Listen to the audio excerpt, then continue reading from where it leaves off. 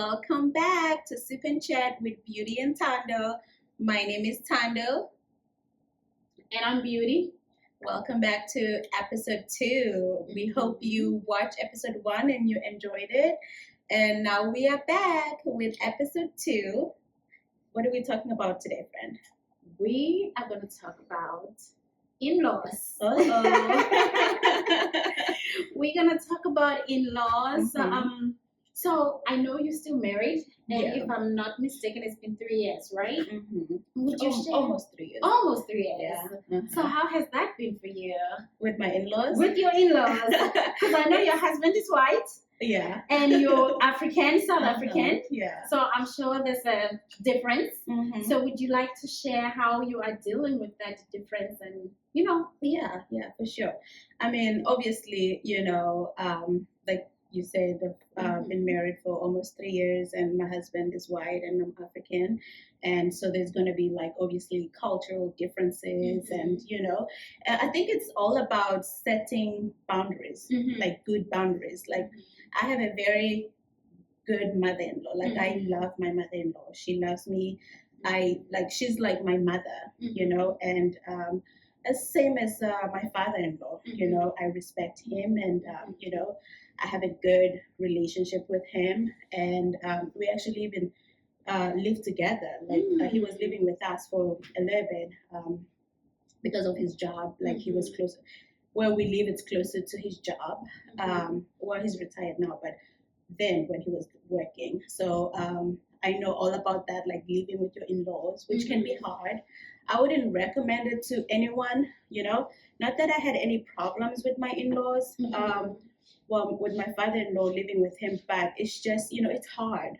It's hard living with your in-laws, You want to come home and just walk freely in your house and, be naked and things like that, but you can't because obviously, your father-in-law is here or your mother-in-law is here, whoever, the in-laws are here, but again, like it's all going back to setting good boundaries. Like with my mother-in-law, she knows exactly how to communicate with me, and I know exactly how to communicate with her. I respect her, and like I don't want to be her best friend, but also I want to be close to her. Yeah. And I don't want her to be my best friend, like we're talking every day. Yes. But when she calls me, I pick up. I try to pick up. Yeah. Actually, she called me and I was busy. I was going to a meeting in the morning and I didn't pick up the phone. I sent her a text message. I was like, I'm going to call you back. I'm running late for a meeting. I still need to call her back. But anyways,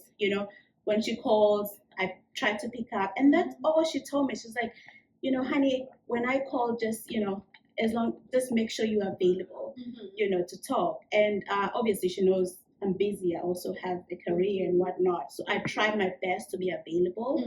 And if I'm not, then I text her. You know what I mean? Yeah. And when we talk with like important things, especially about parenting, I feel like that's when people can cross the line with the in-laws.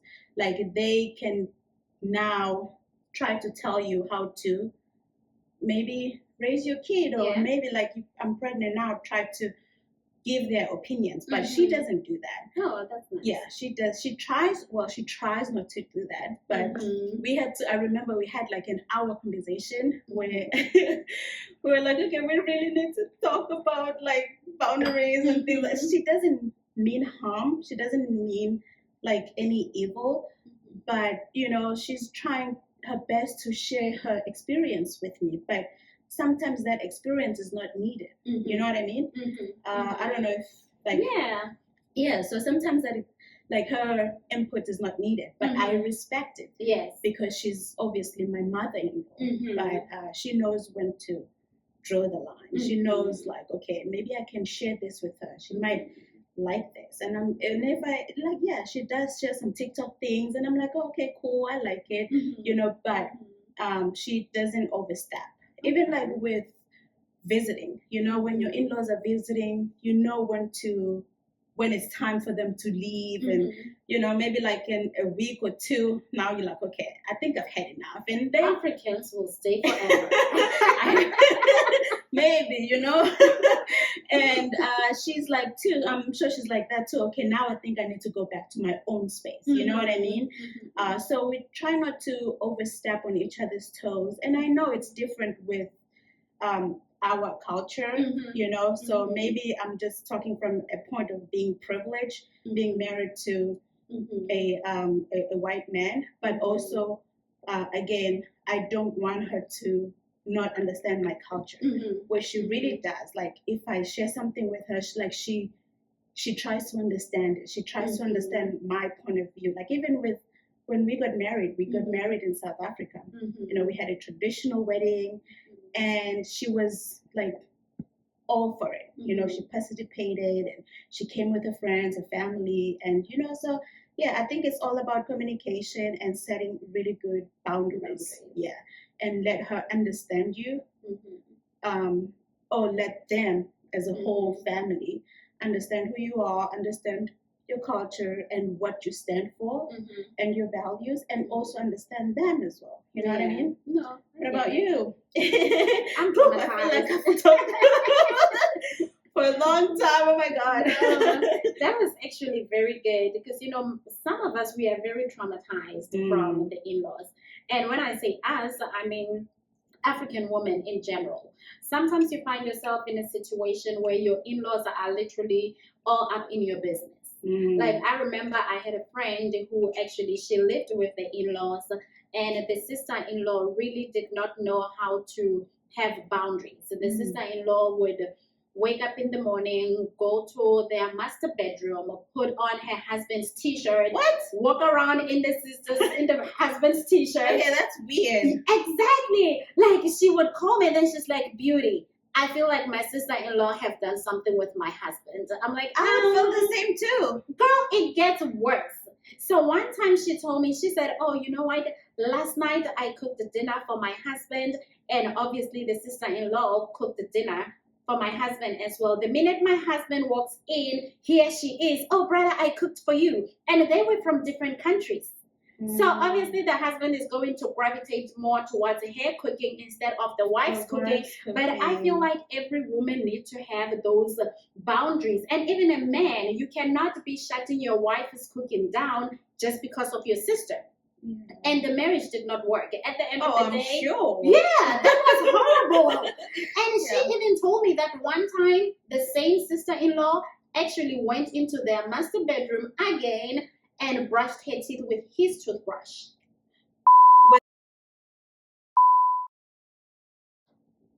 Yes. Okay, yeah. That's obsession.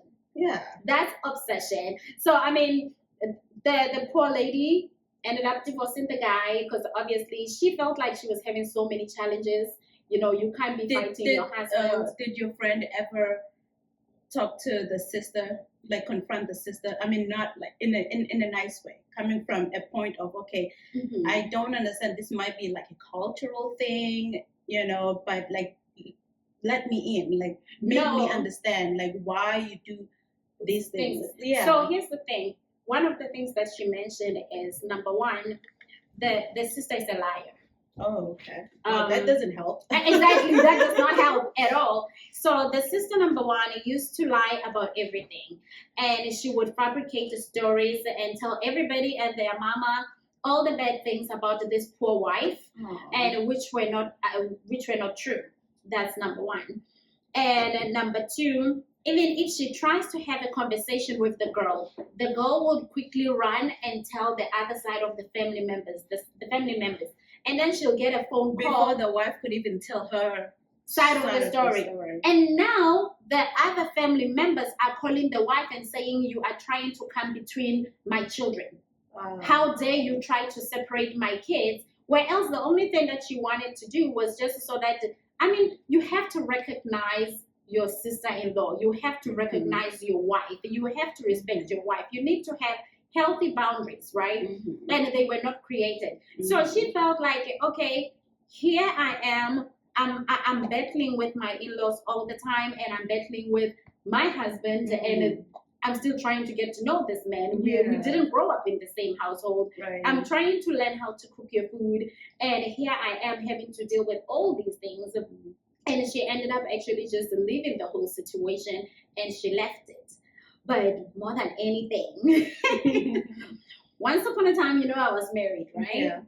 And one of them girls, one of the home girls, she did not like me. I don't know why, and I honestly do not even. I don't get it when sisters don't like the wife. Like, I'm not married to you. I'm married to your. Well, thank goodness I don't have that with my sister-in-law. I love you, sister. Yeah. Yeah. So she did not like me, and I remember one time she was like, "Oh, you're such a basic bee." Yes, and I was like, "Girl, Brother Thomas." I mean, okay. Are we calling the husband Brother Thomas? No, actually the sister. The sister. Yes, Oh. I just referred to her as Brother Thomas. I'm like, Brother Thomas.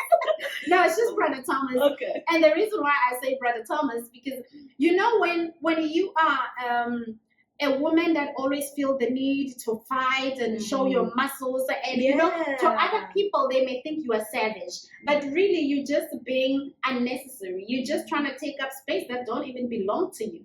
So I say Brother Thomas because she was always trying to fight me, and I'm like, no, I'm beautiful. You're not gonna touch my face. We are not going that route, because if you do touch me, I'm calling the police. And probably making decision for his brother, right? That's the thing. Like she would make decisions, and then she would just run around and telling lies. Because one of my biggest issues is lies. Don't lie. That just gets to me. And Tando, if you don't like me, it's okay. But you don't have to recruit the whole community now. It's going to be a campaign on team hating beauty. For what? When you're just here for the man. Just for the man. That's what I want. I just want my man. That's it. But anyway, that's how it ended. And I know with the Nigerian cultures, you know how respectful they are? The mother-in-law should not even go into the kitchen and touch your pot. Oh, really? I didn't know that. Oh, they have to ask the wife. Oh, wow. Well, that's good. Yeah, that's very good. But no, I don't know how I feel about that. Actually, why am I saying that's good? Because then I feel like then you always have to cook. Or they just have to get permission to go to the kitchen, and then they're allowed to cook. And they can like, even if they walk in and they can't just say, oh, you know what did you make? And then they just, how like right now, most of us, I can even walk into your house and be like, oh, you made some wings, and then I help myself. Yeah. To them, that's rude. Oh. You don't do that. And if you are a mother-in-law, because now your son's house is her house, you have to respect her.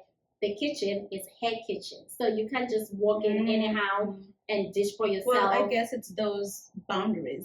Exactly, healthy boundaries. I like that. I wish I had a mother-in-law like that. That would just come. Yeah. But like I say, for me, my next man, don't have a dog, don't have a cat.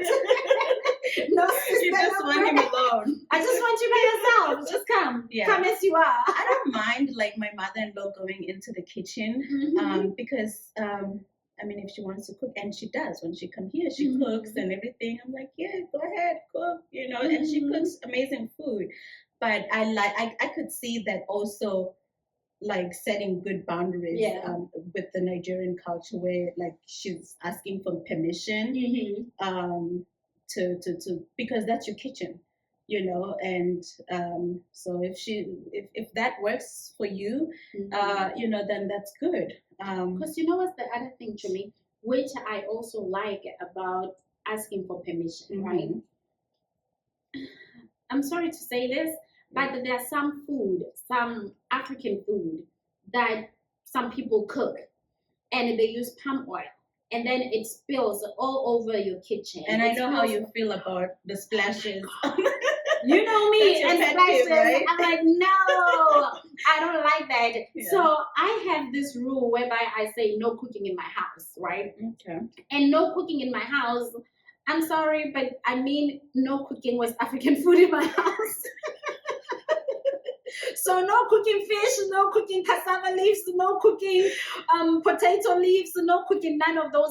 Yeah, so no cooking in my house. Mm. I don't want no cassava leaf splashing on my stove, splashing on my walls. No potato leaves. No, none of that. So So I even your prefer. mother-in-law? Yes. No mother-in-law is going to cook in my house. I mean, you can cook at your house. I will come and pick up the food and serve it to my husband. But no, thank you. No Mm. cooking in my house. Okay. That rule does So not those change. are your boundaries. Those are my I boundaries. mean, we're all different. So I guess that's your boundary, and someone else should respect it, right? I mean, it's the same as when we cook South African food and then they feel like it's not spicy enough and they Mhm. don't want to eat it or they're not excited. Do you understand? Mhm. I mean, I respect that. I don't want to continuously keep bringing my South African dish on the table where I know it's not appreciated. You Mhm. understand? Mhm. So if my boundaries is no cooking in my house, you can bring the food. You don't have to cook it at my house. Respect my boundaries the same way I respect yours. Mm. I'm not gonna go to somebody's house and then here I am. No. Even if I'm visiting. But friend, do you feel like that might slightly change in the future when you get married again and it's the right family, the right in-laws? Because I feel Mhm. like it's probably coming from a point of like being heard by the Uh-huh. other family that Mhm. what was it? You said Thomas? Brother Thomas' Brother family. Because I feel like that's where it's coming from. Or it's yeah. just now a new rule that you've set with all your in-laws moving forward. With all my in-laws moving forward, and honestly, I'm open to getting married again. Yeah. I'm open to. Oh, I know that. Yeah. And you know, it doesn't matter where the man may be coming from, but I do want the man to actually cook. Yeah. If he can cook, I'm not saying he should be a chef, Mhm. but I would really love a man that can cook. And if he does, obviously, if he cooks, I'm going to be teaching and working with him every day and be like, hey, babe, this all, no, you have to clean after yourself. Or if he cooks, I clean and I wash the dishes and stuff like that. I can do things like that. But I honestly, because think about it, when it's your mother-in-law, you can't come to your mother-in-law and say, oh, mama, you know what? I think you should wipe my stove. Yeah. You're not gonna say that, but at the same time, I don't want to be cleaning somebody's mess every time they cook. But what if she comes and she's like meticulous, like no, she's really clean? Because my stepmother-in-law, she's so clean. Well, my mother-in-law is clean too, but she's she's way cleaner than me. My stepmother-in-law, and I feel like if you get someone like that, you'd want her to cook because you know, like she'll cook and then the kitchen will be clean after that. The smell too. Let's talk about the smell. West African food, it tastes good, but the smell, girl, that smell will linger on your clothes. Okay, I don't want to show up at the office and I smell like. No, ma'am, no cooking in my house. Yeah, no cooking. Okay, no. What if a man comes? He's South African, so then the mom is gonna cook. Are you gonna let her cook at her house? Your house, friend. No. All right, so you just want to be alone. No, in your kitchen. I want to be alone in my kitchen. Cook whatever I want to cook, and you know, I don't even cook that much. I mean, I just live with my kids. I cook once in a while. My kids don't even like a homemade food and stuff like that. But when you do cook, you cook really good food. Oh, thank you. Yeah. Thank you. I try to, when I have time, it's just to show people that, you know what, you better put some respect on my name. Yeah. I try. But for the most part, honestly, considering how, and I do, the reason why I keep referring to West Africans is because that's my spec. I absolutely love West African men. I've never dated a South African since I've been here. So it's been West African. And I feel like it's hard to date a South African here because it's very few South African guys here. Yes. So when you talk about like dating West Africans, it's because probably that's your closest to finding a South African, like finding an South African guy. You know what I mean? So yeah. And by the way, it's not like you I feel like you're not purposely selecting West African. No. But if you had a chance. They like me. I don't necessarily like them, but they like me. They they always pick me. Mhm. Even the Nigerians, they like me up until we go on a date, and then they get to see who I really am, and then they're like, this one, she knows too much. And they walk away. Yeah. But I like West African men. You'll have fun with them, and you enjoy their company. Some of them, they're just too serious, and so no. But that's why I keep saying West African men. So you're really gonna have to get used to their food and exactly. and the smell. The smell. Why do you have to bring the smell? Girl, have you been to a West African house? Like, have you had a friend from West Africa and then you went to their home to visit them? Trying to think. I mean, yeah, I do have West African friends, but have I been to their house? I don't think so. But no, I don't think so. But I do have like West African friends. Girl, you should set up an appointment and go visit them at their house. Don't tell them why you come in. Just say, you know what? I was in your neighborhood and I just thought I should come by and just drop this wine for you. The minute you enter the door, it's like, pooh, smell. Oh my of god. West African food. Really? Yes. Yeah. And It's potent. oh right? my God. I cannot stand it. But I will admit that the food is amazing. It Yeah, I tastes mean, good. I really enjoy. It just does not For smell me, good. jollof rice is really good. Girl, jollof Yeah. rice I is think the we've said only that thing that before, does smell. Yeah. Wow. But that's the only thing that I tend to have a little bit of an issue with. But in terms of dating them, Mm-hmm. you'll have fun. You'll enjoy. Some of them, they strongly believe in a woman not spending money. You go out, they'll pay for everything. Some of them, especially Sierra Leonean men, okay? I'm looking at you. Sierra Leonean men, most of them, they believe in a woman taking care of them. Oh, really? They believe in them going to work and their money is their money, but you as a woman, you have to be taking care of them. Oh no, we're not used to that. We are in not. South Africa. No. That's not our culture. Like that's not the way. My dad doesn't do that. Exactly. He goes to work and take care of his family, Mhm. and that's how That's what I always that's say. that's what I see. That's what I grew up knowing, and that's Mhm. I want a man like that. I mean, I don't want a man that's gonna fully take care of me, but we have to Mhm. work together to Yeah. create a lifestyle lifestyle that you we're want. comfortable with, and yeah, we both want. Mhm. Oh my God! So what does he do with his own money then? So most of them, they have projects in West Africa. They'll be owning farms or building properties, or they do things like that. And you know what I like about them? They will be telling you that, oh baby, this is for us, but your name is not on it. Mm. So sis, don't pay for nothing when your name is not on it, okay?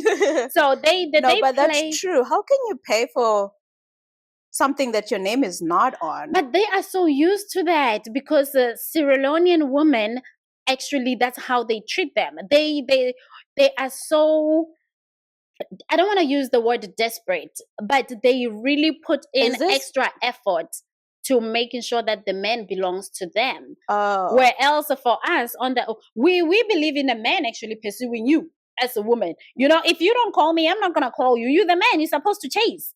That's your character. You should be after me. I'm not gonna sit here and be calling you, blowing up your phone, and paying your bills. No, sir. You should be paying my bills. As a matter of fact, I'm disabled when I have a man. Even my brain don't work. My hand cannot reach my wallet. So no, and it was interesting to actually learn about something like that with all these different cultures. Yeah. Because some of them, and the Nigerian man, some of them, they want you to really step back into the 50s. They want to see you pregnant, barefooted, cooking in the kitchen. You don't work. You have to be asking for money for groceries, money for your hair, money for your nails. You have to ask for everything. Basically. A housewife. But who does that? Well, there are some women who want to step into that role of being a housewife? I want to be a housewife, but that makes her own money. Don't give me a budget. You should just be saying yes, ma'am. If I say I want this, say yes, baby, and keep it moving. Wouldn't that be nice? I know, right? That would be nice. But yeah, I mean, I feel like with my experience with my husband, we like go 50-50, and I think that's because of like American culture, I guess, because you know, in America it's usually 50-50. I'm not gonna it's maybe I shouldn't say it's an American culture, because maybe there are Americans out there who you know go 100% and the woman The doesn't. 1%. But in general, I feel like it's different than our African culture. Like men expect you to contribute, and which I'm okay with, you know, because as long as I work, I want to contribute to my household, so we both working towards the same goals, and you know, trying to live that comfortable life and whatnot. But obviously, if my husband was a millionaire, probably I would want to be a housewife too. Who knows? But I feel like it just gives me like a sense of pride, and like when you contribute. When I contribute, when I go to work, and you know what I mean? Because I feel like South African women, like we are taught to be tough, and every space we go into, I think one time we even had this conversation where even like in workspaces, yes, like we end up dominating, like, you know what I mean? I've never met a South African that, you know, I've had a bad experience with at work. Like they say, oh, you're a South African. Oh my God, we used to work with this South African. She was horrible. I've never had stories like that. No. So I feel like when we go to like spaces, we like occupy it in a positive way. Positive way, exactly. That's beautiful. Yeah, in a positive way. So I think it's even with like relationship. I think the next topic maybe we can talk about is relationships. We've already dipped into we it. Did, right? We did. Like I feel like with us South Africans, like when we go into spaces, like we kind, we hardworking, and I would say sometimes it's even easy to create relationships. But also, I mean, we've had bad experiences with, you know, other people too. But most times we come into a space in a positive way. Like, has it been easy for you to create relationship? I mean, just general, whether it be like friendships, relationships. I know you've had some, you know, with the in-laws, hard ones too, but I'm sure you've had. I do. Honestly, but your stories are actually interesting. So share even the worst ones. It's been quite easy for me to actually build relationships. The only thing is at work, I tend to have management positions. Yeah. Which, you know, at first they will like you, you're friendly, you are helpful, up until you really have to call them out on the stuff that they're not doing. And tell them what to do. Yes. And then they're like, that short South African girl, you know, she thinks she's all that. No, I don't think I'm all that. Unfortunately, I get paid to tell you what to do. And that tends to affect the relationship that I'm building with them at the time. Some of them we are able to hang out outside of work and just kick it on the low, and some of them absolutely not.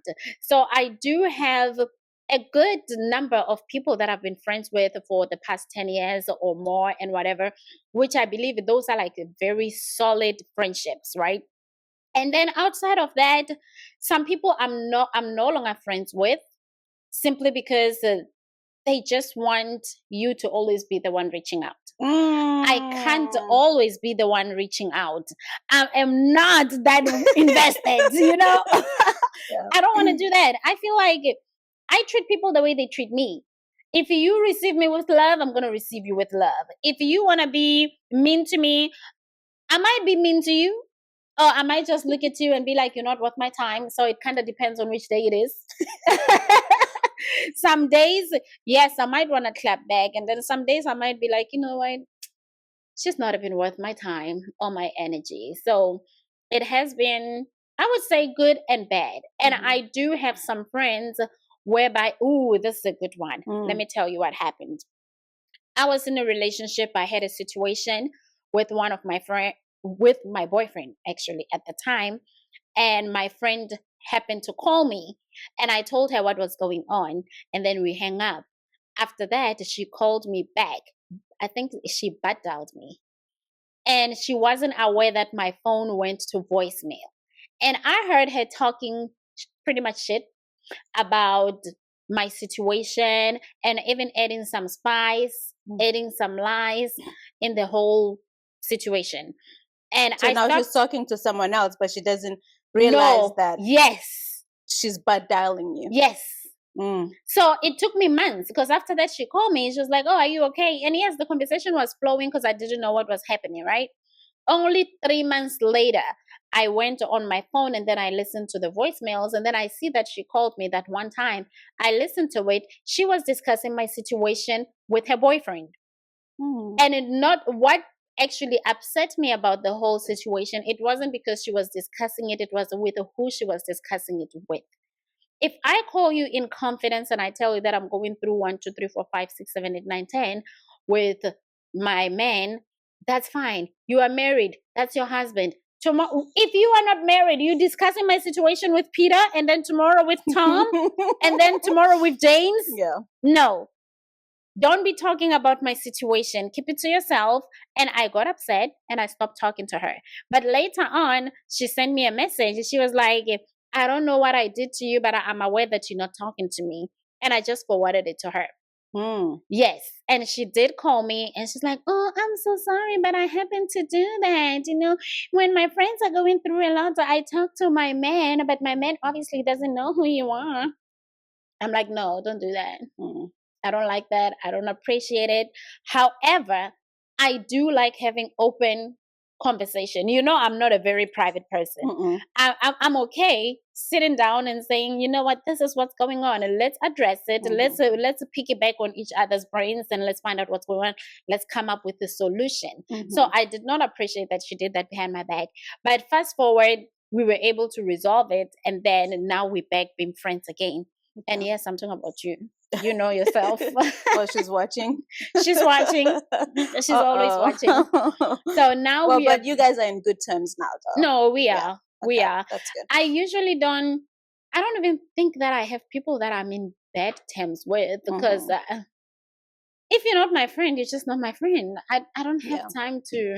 For me, like I feel like it's so hard for some reason for me to make friends. I don't know why. Why? I don't know because I think I'm like into my own little Mm-hmm. shell and I'm shy. I don't know.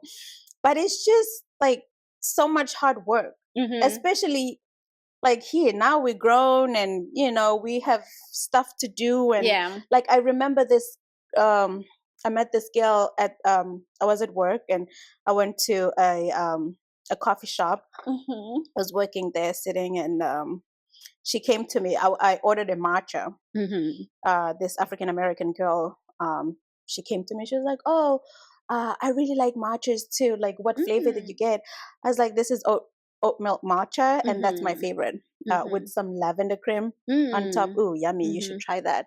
Mm-hmm. So she was like, "Oh, I want to try that." So she ordered, Mm-hmm. and then she started talking to me, like, "Oh, how far along are you?" And she had a baby with her, and we started talking, and then she was like, "Oh, you're so cool. Can I get your number? Maybe we can, Oh, hang out more. yeah, exactly." And I like antiquing, me. Mm-hmm. And she, we bonded on that. She likes to Yeah. antique too. Mm-hmm. So I was like, "Yeah, sure." And then we exchanged numbers. But I was like, so now I have to text her. "Hey, how are you?" Try to Yeah. build this friendship. And she would text me. I'm like, "Oh my God." And then I'm like texting back. And I don't know. It's just so hard for me to make new friends. Yeah. Even at work, like people try to be friends with me. And I'm like, It like, I takes don't know. a lot of It's energy. It draining. is. It's It draining. is. And then the friends that I have, when I Mhm. lose them, Then it it's hard. it's hard. It Yeah. hurts so bad. Like Mhm. I'm very clingy. That's Mhm. my problem. Mhm. Like once Mhm. I make friends, Yeah. like I want to keep You want to them. maintain Like it. I want to maintain that Yeah. little, yeah. But that's also good because you know what happens, especially in adulthood, it's so hard to build those bonds with everybody. Yeah. So I think, you know, trying to hold on to the friendship. So that's very good because everybody, trust me, we struggle with meaningful. That's friendship. the word. That's what I Friendship. always look for. Yes, Yeah, meaningful friendship, because you can have Mhm. so many friends, and Mhm. yeah, like it just stresses me out having Mhm. like this friend, that friend, that friend. Mhm. I try to have a small niche Mhm. of friends, Circle. Mhm. and have those friendship very meaningful, Mhm. like people that I can Mhm. rely on. Yes. And it's not like financial Mhm. you know, Yeah. support, but it's But like you need friends with money, friend. Let's go to Bora Bora. you need friends with money. I do.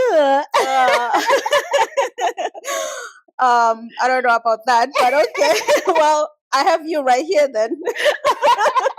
I don't have money. You know me. I told you my hands don't work. No, but yeah, like I'm very like, and also I'm very sentimental. That's my Mhm. problem too. Yeah. So like having so many friends, like it just Mhm. it's not for me. But if you that person, then great. I hope that those friendships are meaningful. Meaningful. You know what I mean? And Yeah. how do you build like meaningful relationships? You know, building meaningful relationship is so hard, right? Because for me, I can only consider a relationship or a friendship meaningful based on how deep we have gone for each other. You understand? Like, for example, when I was in South Africa and I needed you to have my car, help me with my car and stuff, that's what I would consider our friendship, making it meaningful, because now I can rely on you. You understand?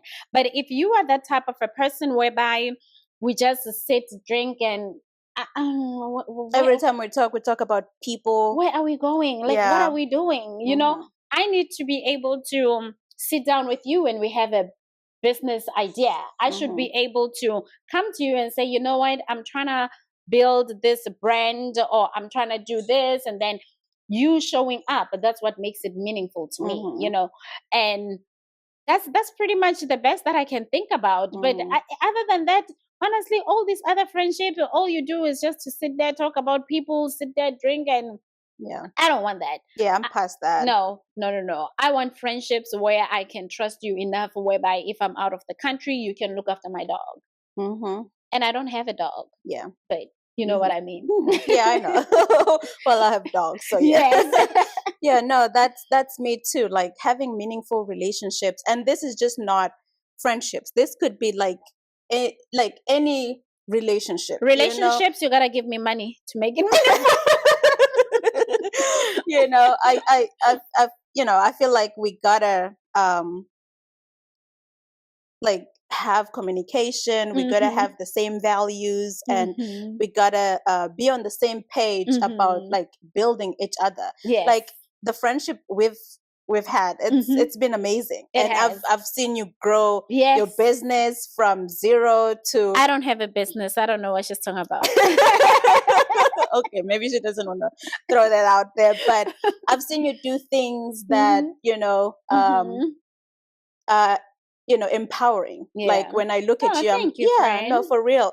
Like when I look at you, I'm like, wow, I'm inspired. You Oh, know what I thank mean? You're a you. great mother, you know. Mhm. Maybe she doesn't have a business, maybe she does, We don't but know.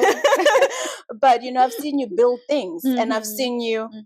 move into different spaces. Like Yeah. even when relationships don't work, you're Mhm. not that type of a girl, Mhm. that a woman Yeah. that you know will still hold back. Mhm. You know, Mhm.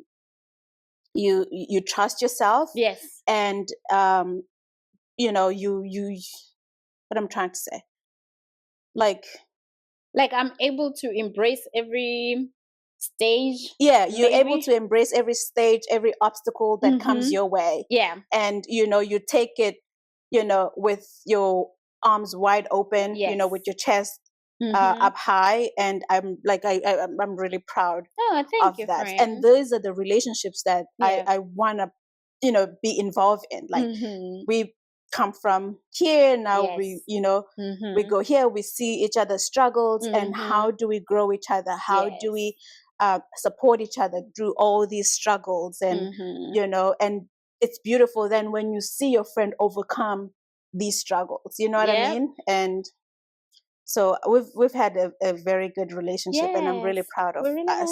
Yeah. Thank you. And it always baffles me how I've learned so much from you, because certain things that I wouldn't even do as a friend, you do them. And then when you do them, then I'm like, okay, that's what it means to be a friend. Now I gotta do 1, 2, 3, 4, 5. But honestly, before, there are certain things where I just wouldn't do. I don't like being inconvenienced. But you go out of your way, as pregnant as you are, to come through for me and to show up for me, which I think is pretty amazing, because I'm not that girl.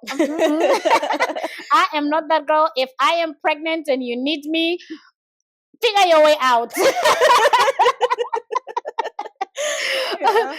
your way out, because I'm just gonna be in my bed and rubbing my belly and just drinking my tea. I don't know. I feel like that's just I've always been that person, and sometimes that could burn you though. As a person, like being that friend that always try to be there for to be there for your friends, or be there for family or whoever you try to be there, like be supportive. That can actually also burn you, because some people can take advantage of that. Absolutely. And that's why I always say, for me, I used to overextend myself.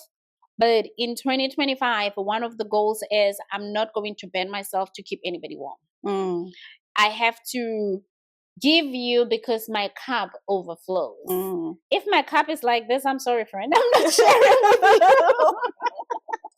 I am not sharing with you because I don't know what's going to happen tomorrow, And we also have to learn to be honest, because I feel like most of us, especially in our African community, we don't know how to have honest conversations. Yes. We always want to either avoid the conversation, or we dodge it as well. Yes, we avoid conflict, right? And in the long run, you'll find yourself that, because you can't stand up for yourself, you keep finding yourself in compromising situations. And 2025, I'm not doing that. Yeah. And the same thing as if my in-laws wanted to live with me, that's a no. Straight on. No. I don't even want to accommodate you for a month, because most of them, they never move out. So no. Yeah, I feel like if you can, like, I've learned to say no. For the longest time, I was never a person who could say no. I struggle with that sometimes. Yeah, it's so hard. It's so hard, and you have to like spread yourself thin, just so you can say yes to someone else. And I've struggled with that for the longest time until I married my husband. One time I had this girl ask me to co-sign for her. That's too much, Chomi. I know, right? To co-sign for her for an apartment. That's even selfish. How do you ask somebody for such a huge responsibility? I know, right? No. Yeah. So, but because I've always been that person who says yes, try to help, and not being able to set healthy boundaries for myself. Back then I would have probably said yes, and I was thinking about it. Actually, I almost said yes until obviously I can't make any decision without asking my husband. So you were ready to put your credit on the line for a friend? I was ready to do that. Oh no, friend. Absolutely not. No. I was ready to do that. Honestly, no. Yeah, and my husband was like, "What?" Yeah.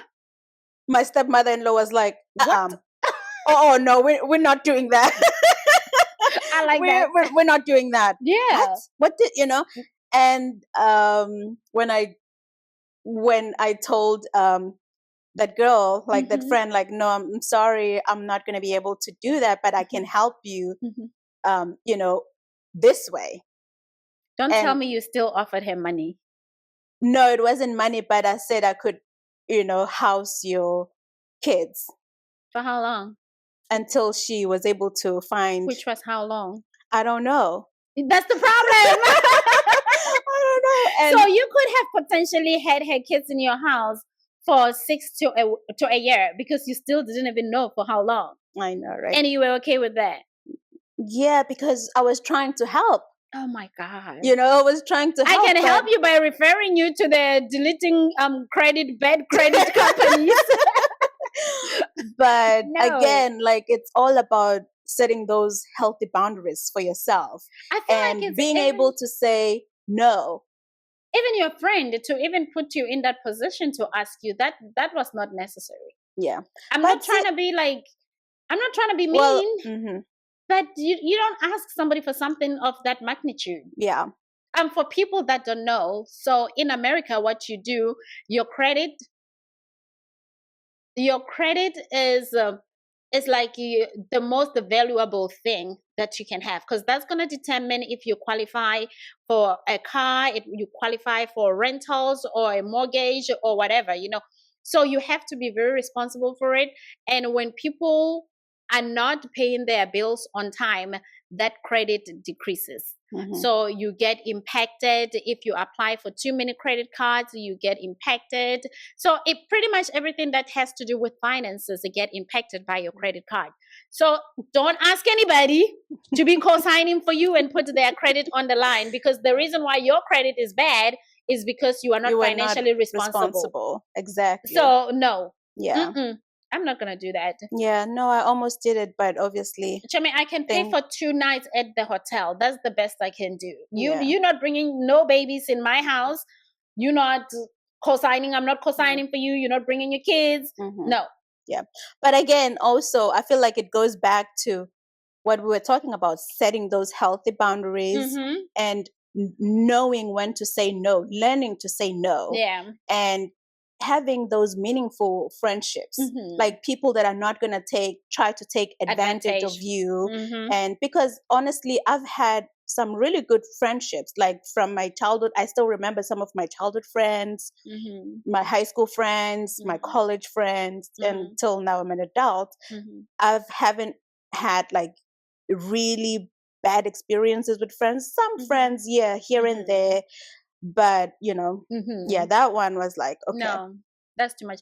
I mean, I do have friends that I absolutely love, and I can do, I don't want to say things like that for, but I can do the most. Like if one of my friends really, really needed money, I would give them money. I don't like to borrow friends' money because I feel like the minute you borrow them money, to return it is going to be a problem, and then now they're gonna stop talking to you because they feel like you are harassing them, where else they were blowing up your phone to borrow the money and whatever. So I typically don't borrow my friends money. If my friend need help, I will give them money, but I'm not even gonna tell them that I'm giving them money. I will say I'm borrowing you. Just know, and you're not expecting it to be returned. No, they will return it. Most of the time they return it. Okay, and when they do, I don't take it. Oh, so, you don't? I don't. Okay. I don't take it. Like if my friend says, "Oh, can you borrow me this amount?" Right? I will give you the money, and then later on, when you come and say, "Oh, you know what? I borrowed this. Here it is." I just say, "It's fine, Chomi. Just hold it." I'll just say, "Hold it," and then when I need it, I will ask you for it. But I will never ask for it back. So I think that's part of the reasons why, you know, God will continue to bless people that are giving or generous and have big hearts and stuff. So I'm one of those. However, if I see you after I do that, and then you come back again, you are borrowing again, then I'm like, go. No, you don't need this. Now this is fine. This is now all fun and games for you. You know, not adding up. It's something is not adding up. Are you taking advantage of me now? You or understand? What? You know. But I don't borrow my friends' money, and I don't give them no money. My friends are all independent. My friends work hard. They hold their own ground. But yeah, I want to go back to the relationship. Now we've talked. I feel like we've talked about friendships, and but what about relationships? Like personal relationship, like intimate with men. You know. Just give me money. How will I know that you like me if you don't give me money? Yeah. Do you feel like holding on to relationships that no longer serve you how can I put this? Because I feel like sometimes we hold on to relationships even though we see that, okay, this is not going anywhere. Yeah. And how do you know when a relationship is not working anymore? Ooh, You know? I know. And then do you let go of that relationship? How do you let go? Or do you keep like trying and trying, hoping for the better? You know, it's gonna work out. It's gonna work out. Because again, that's what we also taught. Like when I got married, my grandparents, like, you know how you get married and then now they sit you down and they like say, okay, like this is how you treat your man. This is how, you know, you become a real wife, makoti, you know, you gotta cook for your husband, you gotta do this, you gotta do that. And which are good, great advice. And I value them so much.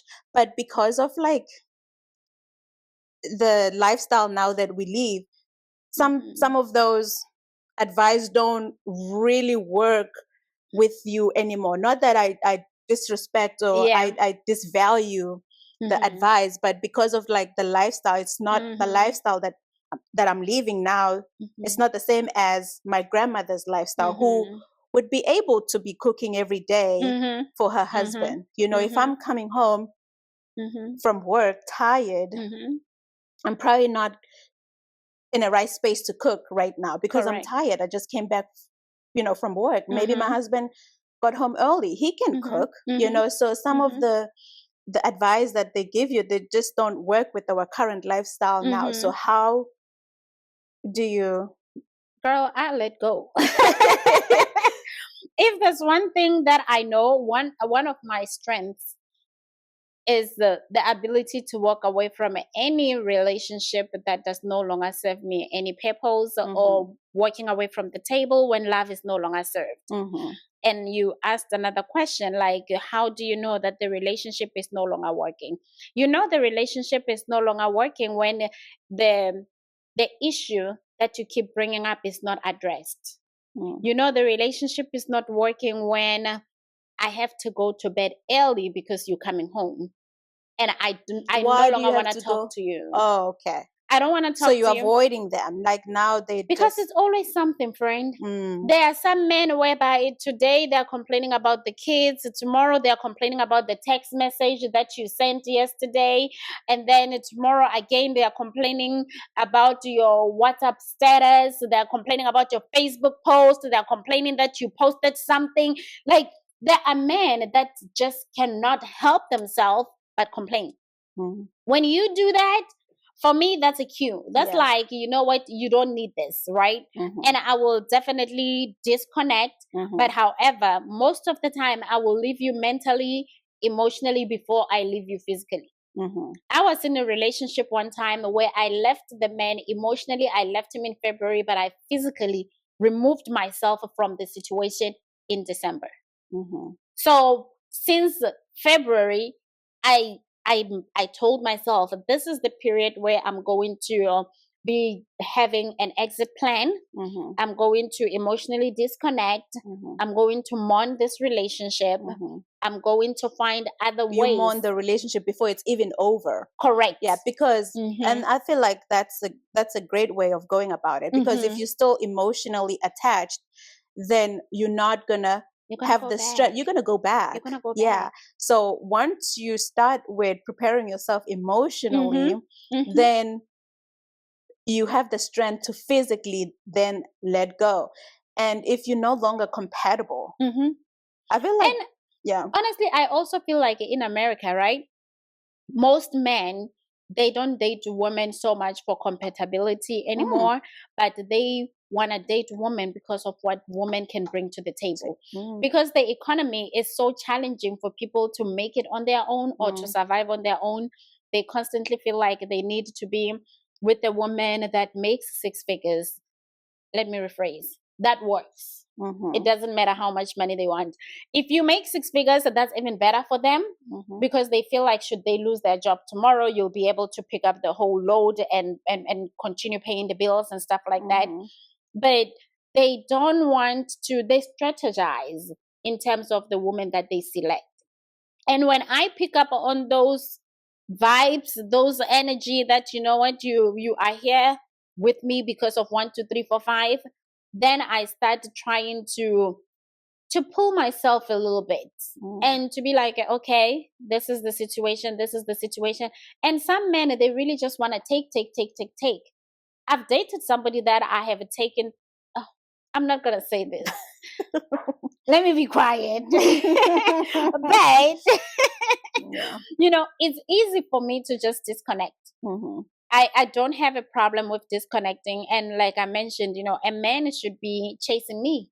A man should be following me. So if you don't chase and you don't give me money, I'm out. I feel like it's very important to be compatible, because once you know that you're no longer compatible, then it's easy to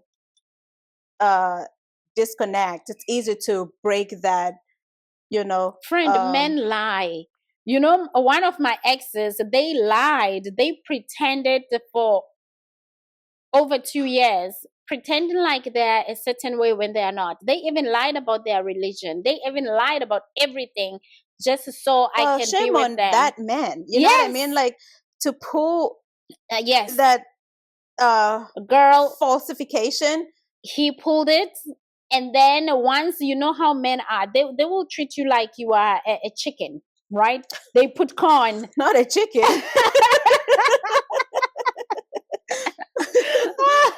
They'll put corn, and then you keep eating, and then up until you end up in the cage, and then they close it. The minute this man thought that he had me, then the true colors started popping out.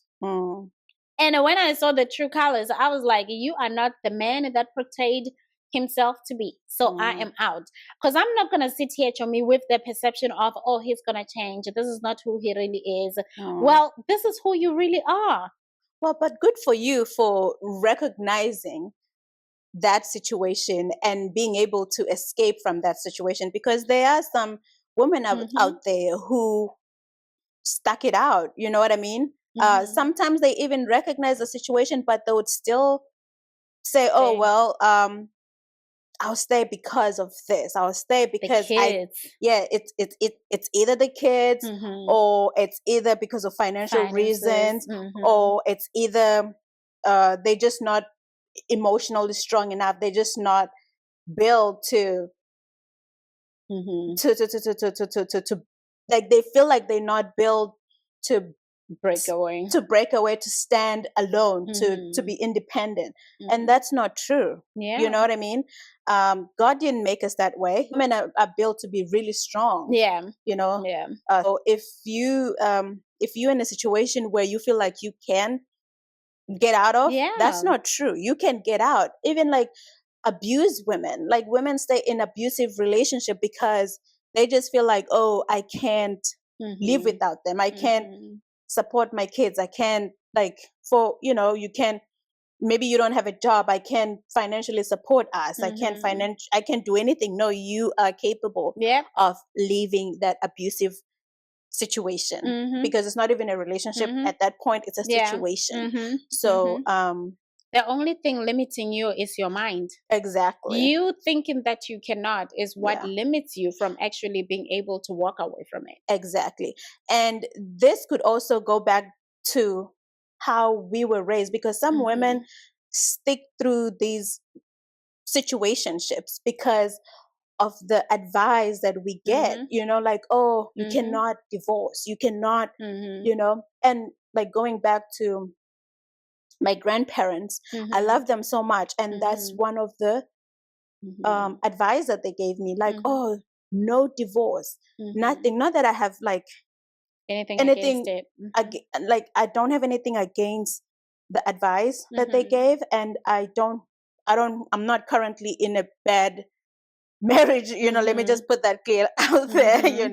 I'm in a very healthy relationship with my husband, but like, they'll teach you no divorce, you cannot divorce, and things like that. Obviously, I value those things. I respect my grandparents, but if you should divorce. I feel like you should divorce if you're no longer compatible, if you're no longer happy, you know, if it's no longer a good relationship for you, you're not safe. Yeah, absolutely, divorce. You know, I would do that.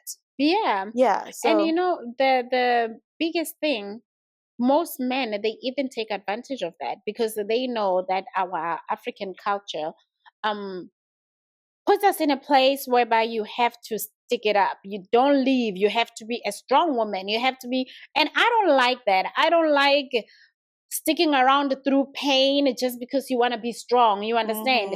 I want to be strong in other areas. I want to be strong in the boardroom. I want to be strong in taking care of my children. I want to be strong in standing up for my children, that they are not being bullied at school. And teachers knowing that they have a crazy mama, if you touch them, that their mama is coming for you, you know?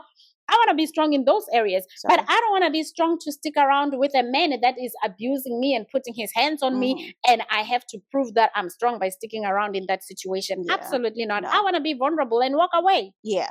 And it's okay to be strong for a good relationship, for the right relationship. You know what I mean? We're not saying like you shouldn't be strong for it's good to be strong for a healthy relationship. But Chomi, do you really think you need to be strong for a healthy relationship? Because when you are in a healthy relationship, wouldn't it bring the feminine side of you that is soft and loving and kind and nurturing, and be in that space of what you are called to be as a woman, as opposed to like feeling like you are always having to fight or be this Somandla girl? Yeah. Well, I do. It might sound like you mean off, you mean strong in a sense of understanding that if there are challenges, you are not going to immediately walk away. Yes, okay, and that's where I was going. Okay. Yeah, I'm like, obviously you don't want the first fight. Now you think, okay, this is it, I'm because out. obviously that's a lie. You know, in a healthy relationship, you're gonna fight. Yeah. You know, but it's a matter of how you fight. You know, if you are in a healthy relationship, you love and respect your partner, you're gonna fight in a healthy way. You know, in a respectful manner. You're gonna remember that that's your friend and that's your partner. You know, you love them. Obviously, you're annoyed in that particular moment, whatever you're fighting about. You know, you're not happy, but you're gonna learn to fight in a healthy way, and that's what I feel like should be taught when you get married. You know what I mean? Like, not saying, oh, we need to talk about that. Sorry. Yeah. We need to talk about the fighting healthy. Yeah, exactly. And what it looks like to fight healthy in a relationship or in a marriage. Because some people like myself, I don't know what that looks like, right? And I'm pretty sure there are some men that have suffered in my hands. And I have also you know, I'm not a perfect person. I'm not either. You know, I'm the first one to admit, but it would be very interesting for us to dig deeper into that, so we can learn and get better. Yeah, I mean, for me, I feel like the way that I like fight with we don't fight, we bicker a lot. You know what I mean? Like, yeah, you which know? is normal. It's normal, but when we do have those moments, obviously you're annoyed, like they're annoying you at that moment, but in the back of my mind, I still remember that obviously that's my husband. I don't want to say things that I can no longer take back.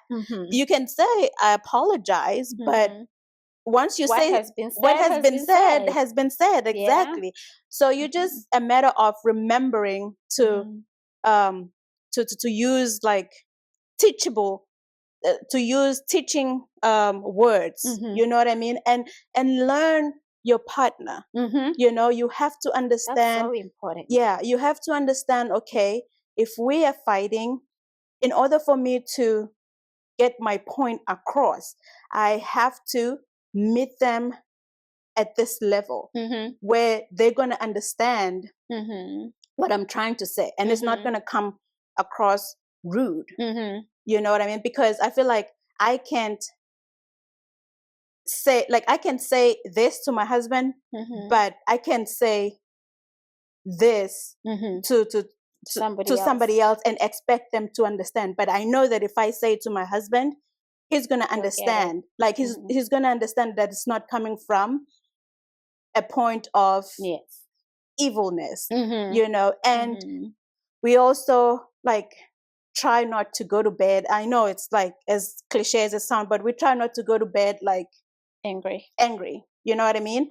And in the beginning, like we tried to set again those healthy boundaries, like communication, like what you don't like, what you like, and it's a continuous circle. You know what I mean? You always have to say what upsets you, what makes you happy, and you know, revisit those moments. He might say things like, I remember maybe he would say like not like intentional, but he will say something maybe, for example, about South Africa. Oh, that will get me mad because that's my you know, that would get me really mad. Maybe I don't know, like let me make an example.